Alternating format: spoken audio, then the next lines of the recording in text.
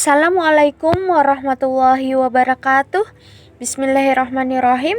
Baik, hari ini kita kembali membaca buku Malapetaka Runtuhnya Khilafah karya Syekh Abdul Qadim Zalum pada bagian yang ke-18. Judulnya adalah Mustafa Kemal menyiapkan peperangan melawan Yunani. Setelah perundingan London mengalami kegagalan dan Mustafa Kemal berhasil meraih kesepakatan dengan Prancis, Italia, dan Rusia, maka satu-satunya persoalan yang belum dapat diselesaikannya adalah dengan Yunani. Oleh sebab itu, Mustafa Kemal mendapat kekuasaan penuh dan dorongan untuk menyelesaikan masalah itu melalui peperangan. Untuk itu, ia segera mengumpulkan persenjataan, perlengkapan perang, dan amunisi, serta melengkapi dan menambah pasukannya. Persenjataan dan amunisi mulai mengalir kepadanya secara melimpah. Ini menunjukkan bahwa dia bersungguh-sungguh menyiapkan suatu peperangan. Senjata dan amunisi itu datang dari Rusia melalui jalur Inggris di Selat Bosporus dan Pantai Laut Hitam. Prancis telah menarik mundur pasukannya dari wilayah Kilikia, sehingga tentara Turki menempatkan diri di daerah tersebut. Sekitar 80.000 tentara bergerak ke front barat untuk memperkuat dan mengkonsolidasikan diri. Akibatnya, Yunani merasa khawatir dan segera menyadari bahwa konsolidasi pasukan ini dimaksudkan untuk melawan mereka. Pemerintah Yunani mencium gelagat bahwa negara-negara Eropa lainnya menentang mereka. Terbukti bahwa Inggris memalingkan muka terhadap mereka dan merasa curiga bahwa Inggrislah yang menghasut Turki agar melawan mereka. Yunani memulai peperangan melawan Turki. Oleh sebab itu, Yunani memutuskan untuk menyerang Turki tanpa meminta persetujuan terlebih dulu kepada sekutu, setelah yakin bahwa sekutu memusuhi mereka. Ketika sekutu mengetahui bahwa Yunani telah siap melancarkan serangan terhadap Turki, mereka menawarkan suatu perundingan kepada Turki dan Yunani dengan tujuan untuk mendamaikan kedua belah pihak tersebut. Namun tampaknya Yunani curiga bahwa hal tersebut hanya sekadar taktik untuk menunda serangan agar Turki mempunyai kesempatan untuk mempersiapkan pasukannya lebih lanjut. Jadi mereka segera menyerang Turki sebelum sempat memberikan jawaban atas usulan sekutu tersebut. Peperangan terjadi antara pasukan Turki dan Yunani selama kurang lebih 1,5 tahun. Begitu pertempuran pecah, sekutu menyatakan diri dalam posisi netral. Namun, sikap netral itu tampak ganjil karena Daulah Utsmani tetap dalam kekuasaan Inggris dan menurut pandangan internasional masih berada dalam pendudukan sekutu. Dengan demikian, setiap peperangan yang terjadi di Turki jelas akan mempengaruhi kedudukan negara penjajah. Jadi, bagaimana mungkin mereka tetap netral? Tindakan yang wajar bagi sekutu adalah mendukung Yunani atau menentangnya dengan maksud agar tidak terjadi peperangan. Namun, bersikap netral merupakan tindakan yang tidak lumrah, apalagi dalam keadaan kritis seperti itu. Namun demikian, ternyata netralitas tersebut benar-benar terbukti dan Yunani dibiarkan dalam kebingungan setelah dikecewakan oleh sekutunya, Inggris. Sewajarnya, Yunani akan menyerah dan siap melakukan perundingan. Namun ternyata tidak demikian. Yunani tetap ngotot untuk melanjutkan peperangan. Selanjutnya, pemerintah Inggris menawarkan diri bertindak sebagai penengah antara Turki dan Yunani. Namun, Yunani menolak mentah-mentah tawaran itu. Tampaknya, Yunani bersikap waspada terhadap upaya mediasi ini karena mereka mencium dukungan Inggris kepada Mustafa Kemal. Jadi, Yunani menolak mediasi Inggris dan melanjutkan peperangan. Peperangan yang terjadi antara kedua belah pihak mengalami pasang surut. Turki mengubah taktik perangnya dari perang gerilya melawan Yunani menjadi perang terorganisasi seperti perang-perang pada umumnya. Pada tanggal 23 Maret 1922, tentara Yunani bergerak menuju Eskişehir dan Afyonkarahisar yang dianggap sebagai lokasi persimpangan jalur kereta api yang sangat strategis. Yunani berhasil menduduki Afyonkara dalam waktu yang singkat, tetapi mengalami kekalahan telak di sebelah barat Ain Oto pada hari-hari pertama bulan April 1922 dan terpaksa mengundurkan diri ke Brosa. Pada bulan Juli, Yunani mengumpulkan pasukannya dan memutuskan untuk melancarkan serangan ke Istanbul. Mereka berusaha menduduki Istanbul, namun Jenderal Harrington, komandan pasukan sekutu, menghadang gerak maju pasukan tersebut dan mencegah niat pasukan Yunani menyerang Istanbul. Selanjutnya, pasukan Yunani bergerak ke timur hingga mencapai jalur kereta api dan langsung berhadapan dengan pasukan Turki. Ismet Pasha, Panglima Angkatan Bersenjata Turki, mampu menahan serangan tentara Yunani selama 10 hari. Namun, pada hari ke-11, pasukan Yunani justru berhasil menembus jauh ke dalam wilayah Kütahya yang dijadikan garis pertahanan pasukan Turki. Ismet Pasha berusaha membalas dengan melakukan serangan secara beruntun, namun tentara Yunani sedikit demi sedikit berhasil memperkuat cengkramannya atas wilayah-wilayah di sekitarnya. Tentara Yunani yang ditempatkan di bagian utara berhasil merebut Afyonkarahisar dan mulai berusaha merebut wilayah bagian utara. Perang terus berlanjut dalam suasana yang semakin kritis. Namun demikian, Panglima pasukan Turki merasa bahwa tugas negara yang diembannya adalah untuk terus bertahan sampai titik darah penghabisan. Pada saat tersebut, Mustafa Kemal datang dan para panglima menyampaikan berita yang merisaukan itu kepadanya. Setelah mempelajari seluruh situasi, dia mengeluarkan perintah untuk menghentikan segera perlawanan dan menarik mundur pasukan ke front timur. Pasukan Turki pun segera mundur setelah nyaris putus asa dan mengalami kerugian yang sangat hebat. Mereka meninggalkan sejumlah besar senjata dan perlengkapan perang yang kemudian menjadi rampasan perang bagi musuh-musuh mereka. Kereta-kereta bergerak membawa apa saja yang sempat dibawa, sementara wanita dan anak-anak bergerak bersama kereta-kereta tersebut dengan penuh penderitaan. Penarikan mundur pasukan Turki berakhir ketika mereka sampai di Sakarya. Sementara itu, Mustafa Kemal kembali dari Eskişehir menuju Ankara dengan kereta api. Perundingan-perundingan dengan Yunani dilakukan, namun terbukti sia-sia. Mustafa Kemal telah siap memberikan berbagai konsesi kepada Yunani, namun semuanya ditolak. Semangat juang bangsa Turki nyaris habis. Majelis Nasional mengadakan sejumlah pertemuan maraton yang berlangsung hiruk-pikuk. Para penentang Mustafa Kemal menumpahkan kemarahan kepada Mustafa dan para panglimanya. Para pengikut Mustafa terguncang serta merasa sangat khawatir dan kehabisan akal. Ketika Mustafa kembali ke markasnya, ia mendengar para panglimanya sedang membicarakan situasi yang terjadi. Mereka semua dalam keadaan yang sangat buruk. Mustafa menjumpai dan berusaha memotivasi mereka. Ia sempat berkata, "Apa pentingnya jalur kereta api? Apa pentingnya kota Eskişehir atau kota-kota lainnya? Tidak ada.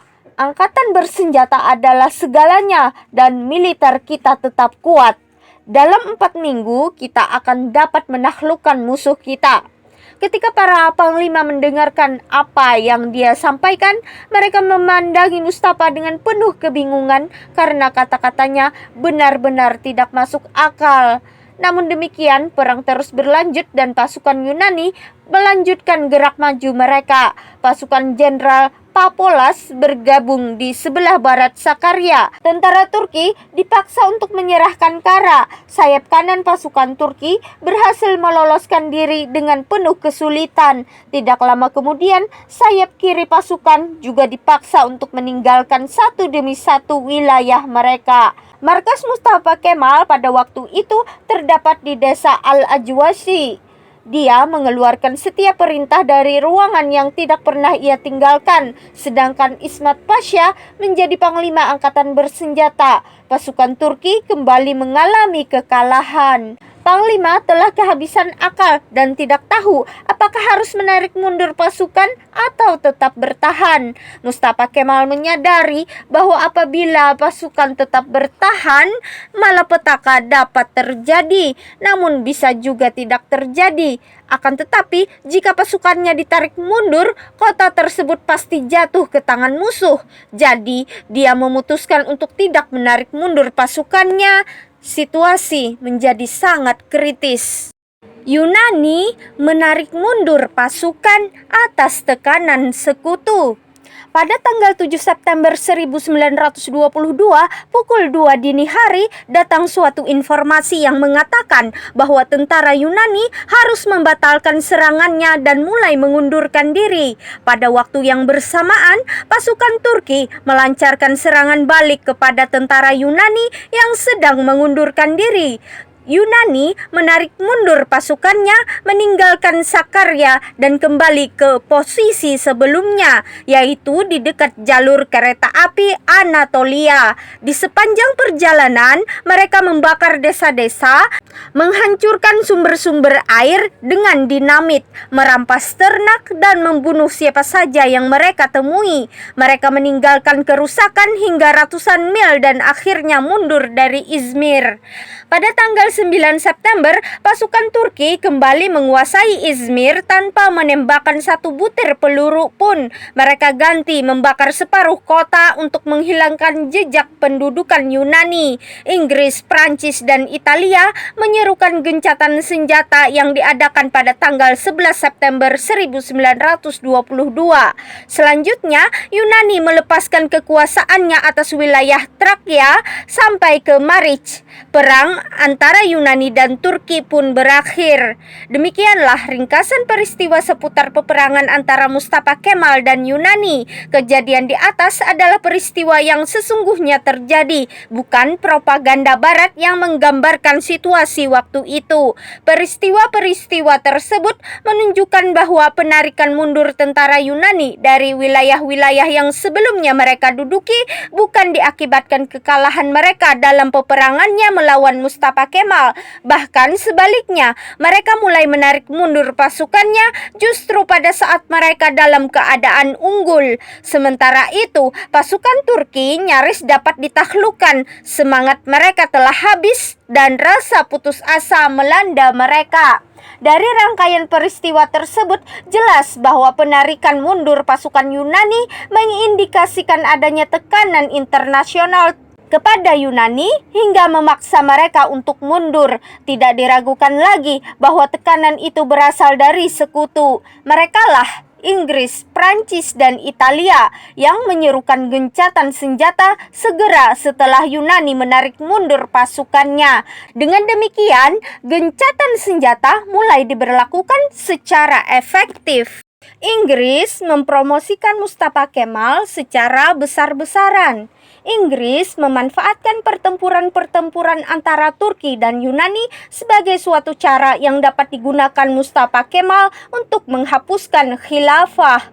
Inggris secara khusus mengabarkan dan menyebarluaskan berita pertempuran tersebut ke seluruh dunia Islam. Inggris menyampaikan berita tentang Mustafa Kemal secara besar-besaran ke dalam dan keluar wilayah Turki, sehingga ia dikenal sebagai pemenang yang memukul mundur pasukan Yunani dan melawan semua negara-negara sekutu, serta berhasil mengusir mereka. Ia bahkan disebut-sebut sebagai sang penakluk. Pemberitaan ini memungkinkan Mustafa menempatkan dirinya semakin kokoh di dalam negeri dan memberi pukulan mematikan kepada kaum muslim dan hukum-hukum Islam. Hal ini ditunjukkan dengan hapusnya khilafah dan kekuasaan Islam dari muka bumi beberapa waktu kemudian. Padahal isu tentang pengusiran tentara Yunani dari Trakya oleh Mustafa Kemal jelas-jelas merupakan sandiwara belaka. Hal ini sesuai dengan kenyataan bahwa begitu pasukan Yunani meninggalkan Asia Kecil, pasukan Mustafa Kemal mulai bergerak ke barat untuk tanda kutip merebut kembali Trakya dari pasukan Yunani. Sementara itu, ketika Prancis, Italia, dan Inggris menyatakan kenetralan mereka pada tanggal 15 Mei 1921, mereka membuat suatu zona netral yang terbentang di sepanjang pantai Selat Bosporus dan Laut Dardanella. Mereka melarang kedua pihak yang sedang berperang melalui zona netral ini. Pasukan Yunani pernah berusaha melewati zona ini ketika hendak menduduki Istanbul, namun Jenderal Harrington menghalangi upaya tersebut. Ketika Mustafa Kemal berusaha melalui zona ini untuk mengejar tentara Yunani, maka Harrington pun mencoba menghalanginya. Namun Mustafa Kemal mengabaikan larangan ini dan pasukannya berupaya menembus zona tersebut begitu saja. Pasukan Turki berkumpul di sepanjang pantai dan kemudian berhenti di dekat Dardanella. Negara-negara sekutu Inggris, Prancis, dan Italia menemukan keanehan ini. Mereka mengirimkan peringatan kepada pasukan Turki dan menegaskan kembali larangan sekutu untuk melewati zona netral. Namun, Mustafa Kemal sama sekali mengabaikan peringatan ini. Hal ini mendorong Inggris untuk menempatkan pasukannya untuk bersiaga serta memerintahkan mereka untuk mempersiapkan diri menghadapi pertempuran.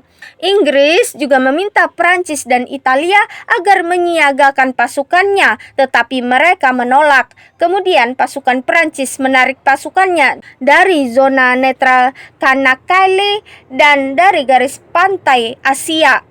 Italia mengikuti langkah-langkah Prancis sehingga tinggal Inggris sendirian. Selanjutnya Harrington bersiap menghadapi pertempuran dengan menempatkan pasukannya di Istanbul dan mengirimkan beberapa peleton untuk melindungi Çanakkale dan garis pantai Asia.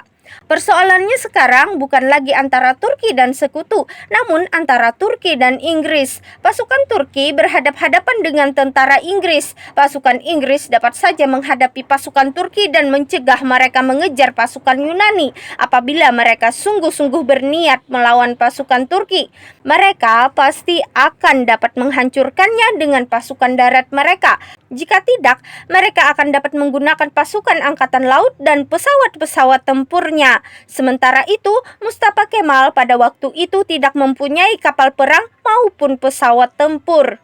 Beberapa penasehat melarang Mustafa Kemal memaksakan suatu pertempuran melawan tentara Inggris yang pasti berujung pada kekalahan. Namun, Mustafa berkeras untuk terus menerobos zona netral hingga dapat mengejar pasukan Yunani. Oleh sebab itu, pasukan Turki terus bergerak maju, sementara tentara Inggris berupaya menahan gerak maju mereka. Namun demikian, tidak terjadi pertempuran di antara kedua belah pihak tersebut. Tentara Inggris kelihatan bingung dan tidak tahu apa yang harus dikerjakan. Komando yang sampai kepada mereka tidak jelas, sebab mereka diperintahkan menahan pasukan Turki agar tidak melintasi zona netral. Tetapi pada saat yang sama, mereka dilarang menembak dan menggunakan kekerasan. Pada saat itu, Prancis mengirimkan seorang utusannya bernama Franklin Bouillon untuk berunding dengan Mustafa Kemal. Utusan Prancis tersebut menyatakan kesiapannya untuk menyampaikan kepada sekutu agar mereka dapat mengupayakan penarikan mundur pasukan Yunani dari Thrace dan mengembalikan Turki Eropa kepada bangsa Turki. Atas berita tersebut, Jenderal Harrington meminta waktu kepada Mustafa untuk berkonsultasi dengan pemerintah Inggris. 10 hari kemudian, datanglah jawaban dari pemerintah Inggris yang memberikan persetujuan terhadap penarikan mundur tentara Yunani, namun menolak evakuasi pasukan Eropa lainnya. Sekalipun sesungguhnya tidak ada lagi pasukan Eropa yang tinggal di Turki selain pasukan Inggris saja. Mustafa Kemal setuju dan memerintahkan pasukannya untuk menghentikan gerak majunya. Dia mengirimkan Ismat Pasha menemui Harrington di desa mudanya untuk menyelesaikan perundingan. Sekutu juga menyetujui penarikan mundur tentara Yunani dari Thrace. Selanjutnya, tentara Yunani ditarik mundur dan pemerintahan Ankara mengambil alih kendali pemerintahan. Dengan demikian, tidak ada lagi pasukan asing yang tinggal di Turki selain dari bala tentara kerajaan Inggris. Kejadian di atas juga dianggap sebagai tanda kutip kemenangan Mustafa Kemal atas sekutu karena berhasil mengusir mereka dari Istanbul dan kawasan Selat. Mustafa mendapat mendapatkan pemberitaan yang luas, persis seperti ketika dia mendapatkan publikasi yang luas dari pertempuran-pertempurannya dengan pasukan Yunani. Namun, jika kejadian itu dianalisis secara rasional, akan tampak jelas bahwa peristiwa-peristiwa tersebut hanya sandiwara belaka yang diatur sebelumnya bersama Inggris dengan maksud untuk menyingkirkan sekutu-sekutu Inggris. Dengan begitu, Inggris menjadi satu-satunya kekuatan barat yang berkuasa di Turki. Para politisi dan para perwira mengingatkan Mustafa Kemal untuk tidak menghapus khilafah. Sampai saat itu, tahap aksi-aksi domestik telah berakhir. Tinggal masalah perundingan damai yang masih menunggu penyelesaian. Sementara itu, para politisi dan perwira mencium gelagat bahwa Mustafa Kemal bermaksud untuk menghapuskan daulah khilafah Islamiyah.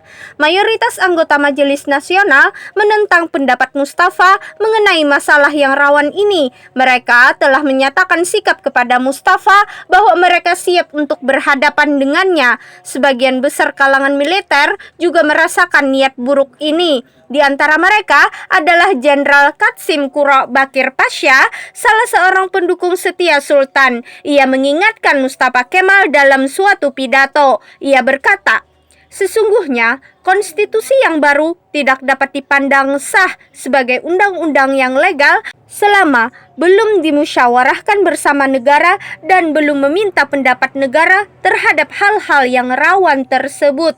Hanya umat yang dapat memutuskan bentuk pemerintahan yang dikehendakinya." Kemudian ia menutup pidatonya dengan ucapan bernada ancaman, "Saya bersumpah akan menghalangi setiap upaya yang dilakukan untuk mengubah bentuk negara dari kesultanan menjadi sebuah republik, semahal apapun pengorbanannya." Qasim Bakir adalah pribadi yang dihormati di kalangan militer. Masyarakat juga menghargai alasan dan pandangannya serta memberikan kepercayaan kepadanya. Ia mempunyai kemampuan membangkitkan perlawanan rakyat dan militer terhadap Mustafa Kemal. Karena itu, Mustafa Kemal yang menyadari situasi tersebut segera berupaya menenangkannya. Ia mengirimkan surat kepada Qasim Bakir. Ia menyatakan, "Konstitusi yang disusun oleh Majelis Nasional belumlah final.